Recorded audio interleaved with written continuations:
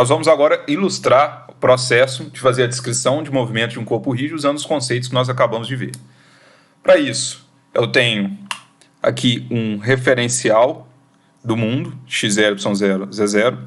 Aqui essa notação de uma bola com x significa que o vetor y0 ele está ortogonal à tela e entrando. Se fosse uma bola com um ponto no meio, seria que ele está ortogonal à tela e saindo. Isso é uma notação que é bastante usada em ensino médio. Vocês devem lembrar. Eu tenho o objeto que eu quero escrever, que é um cubo. Identifiquei 3 faces aqui para facilitar a identificação do movimento. E eu tenho também um referencial que está grudado no objeto. Eu escolhi grudar de modo que o centro do referencial do objeto está no centro geométrico do cubo e cada um dos 3 eixos está ortogonal a uma das faces aqui ou paralelo a uma das arestas, se você quiser. E aí, eu tenho 2 instantes de tempo aqui, t igual a 1 e t igual a 2, aí se é 1 segundo, 1 minuto, não importa, aqui nós estamos abstraindo a unidade de tempo, em que eu forneço o vetor p de t e a matriz de rotação q de t. Então, com essas informações, eu devo ser capaz de desenhar como vai estar cada uma das partículas desse objeto no instante de tempo t igual a 1, t igual a 2. Para terminar, eu vou usar aqui esse quadriculado de modo que cada um desses quadrados aqui tem tamanho 0,2 unidades. Então, por exemplo, esse eixo x0 aqui ele tem 5 quadrados, portanto, seu tamanho é 5 vezes 0,2, 1. É a mesma coisa para z0, ou seja, estão normalizados aqui. Pois bem, vamos começar. Para t igual a 1, vamos começar com a posição. Em x0 eu tenho 2,6 unidades, então vou ter aqui 5 quadrados, mais 5 quadrados, totalizando 2, mais 3 quadrados, totalizando 2,6. Então aqui vou marcar 5, 2, 2,6. A componente y0 aqui é 0, significa que o centro do referencial do objeto não está entrando na tela, ele está paralelo aqui no mesmo plano, né, que os eixos x0 e z0 aqui estão, e a componente z0 é 1. Então são 5 quadrados aqui, porque cada um deles vale 0,2. De modo que nós podemos concluir que o centro do referencial do objeto para t igual a 1 está exatamente aqui.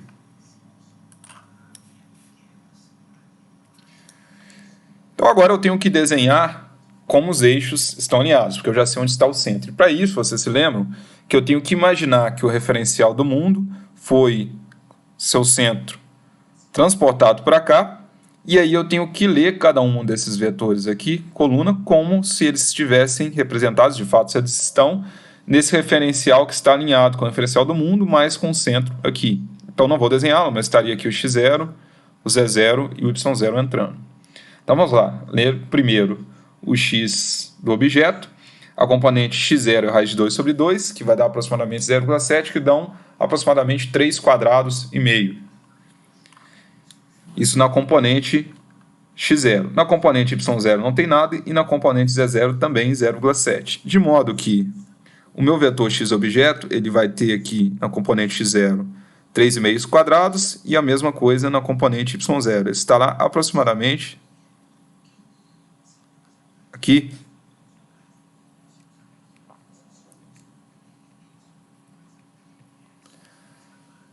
Pronto.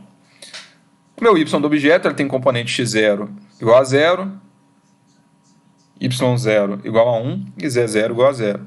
Ou seja, ele não tem componente aqui em x0, não tem componente em z0, só tem componente entrando aqui dentro em y0. Ou seja, o y do objeto aqui é exatamente igual ao y do referencial, salvo a questão, claro, do centro dele. Então, vou desenhar aqui y do objeto. Falta desenhar o z do objeto, ele tem componente x0 menos 0,7 aproximadamente, então vai dar aqui nessa direção 3 quadrados e meio, e a componente z0 dele também é mais 0,7, assim como x objeto, de modo que o meu vetor ele vai estar aproximadamente aqui.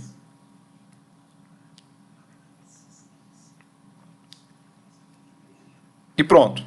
Consegui, portanto, desenhar o referencial do objeto completo no instante de tempo t igual a 1. Li essas duas informações.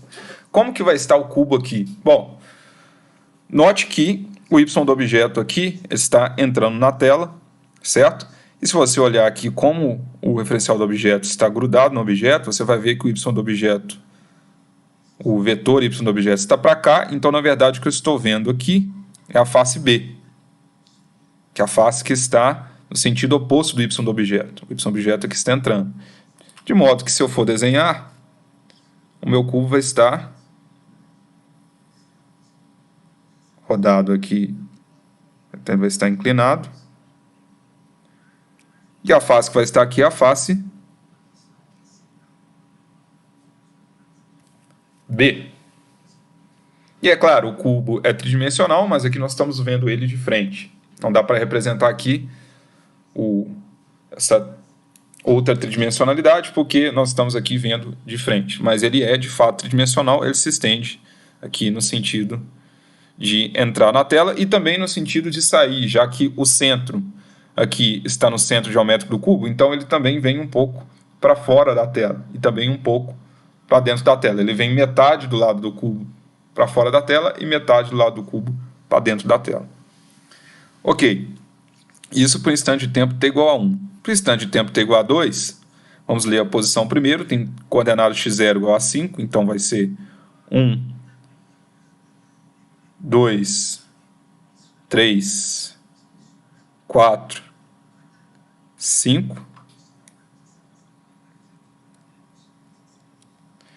Componente y0, 0, então ele não entra. Componente z0, 0 também. Então, o centro do referencial do objeto para o instante de tempo t igual a 2, ele vai estar exatamente aqui. Vamos desenhar agora os vetores x do objeto, y do objeto, z do objeto. O x do objeto, ele tem componente x0, 1, y0, 0, z0, 0. Então, imaginando que esse referencial azul está centrado aqui, ele tem componente x0 igual a 1 e mais nenhuma componente. Ou seja, o x do objeto no instante de tempo t igual a 2 é igual ao x do referencial do mundo, salvo a questão do centro. Então, o x do objeto vai estar aqui.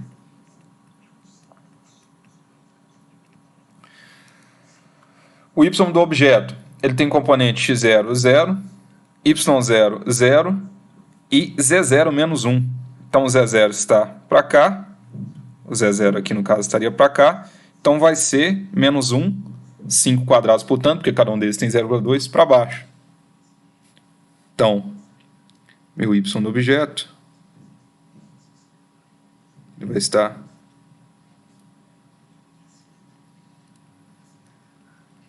assim. Finalmente, o z do objeto, ele vai ter componente x0 igual a 0, y0 igual a 1 e z0 igual a 0. Ou seja, ele só tem componente entrando aqui em y0, de modo que o meu z do objeto é igual ao y0 do referencial do mundo.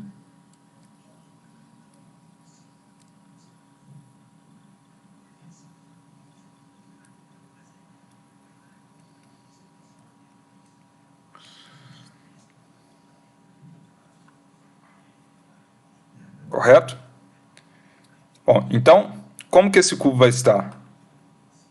O z do objeto está aqui entrando, então o z do objeto está aqui perpendicular a essa face, o que significa que nós estamos vendo aqui é a face de baixo. Não deu nome para ela, mas vou colocar aqui que está escrito D. Então é essa face que nós estaremos vendo, porque ela está aqui com o z do objeto entrando. X do objeto para cá, o x do objeto para cá, o y do objeto para cá, y do objeto para cá. Então, meu cubo vai estar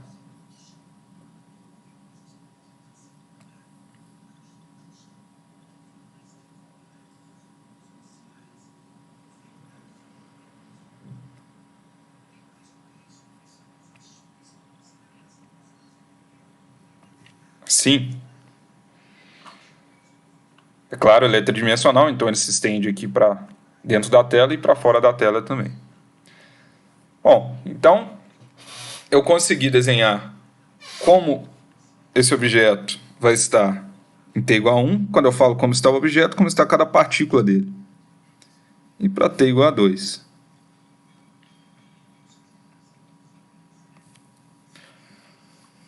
Esses 2 instantes de tempo que eu forneci.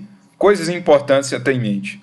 Como o objeto vai estar em t igual a 0? Ele vai estar com seu referencial, seus eixos alinhados com o referencial do mundo? Não necessariamente. Eu não tenho essa informação. Você não pode presumir que o referencial do mundo começa alinhado com o referencial do objeto em t igual a 0. Isso não necessariamente é verdade. Depende. Pode ser conveniente fazer assim, pode não ser, mas eu não posso presumir isso. Então, como eu não tenho essa informação, é absolutamente impossível saber como o objeto está em t igual a 0. De t igual a 1 para t igual a 2, tenho aqui essas duas fotos no tempo. Qual que foi o movimento dele de t igual a 1 para t igual a 2? Como ele veio girando, como ele veio trasladando, o centro veio fazendo uma linha reta, o centro veio fazendo uma linha curva. É impossível saber. Você não pode presumir essa informação.